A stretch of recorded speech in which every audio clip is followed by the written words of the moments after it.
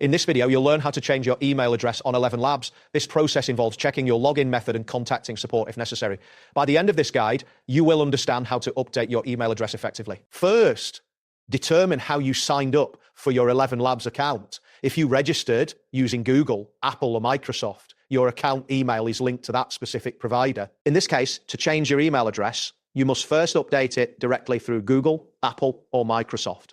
After making the change, you will need to log in again with the updated account credentials. If you signed up using a direct email and password, it's important to note that you cannot edit your email address through the dashboard. Instead, you will need to contact ElevenLabs support for assistance. To do this, navigate to the ElevenLabs Help Center. Here, you will find a section where you can submit a support request. When you're ready to submit your request, ensure that you include specific details. For the subject line, write change account. In the message body, provide a clear statement requesting the update. An example message could be, "Hi, I want to update the email address associated with my ElevenLabs account from old email at example.com to new email at example.com. Please advise on the next steps." This clarity will help the support team process your request more efficiently. After you submit your request, ElevenLabs support will verify your identity before proceeding with the email change. It is important to check your inbox for any correspondence from them. Support typically responds within 24 to 72 hours. So patience is required during this time. If you do not receive a response within this time frame, consider checking your spam folder or resubmitting your request. Once you receive confirmation from ElevenLabs that your email address has been updated,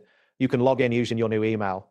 This final step ensures that you have access to your account with the new credentials. Remember to verify that you have successfully logged in before proceeding with any further actions on your account. That wraps up today's guide. Thanks for watching, and catch you in the next tutorial.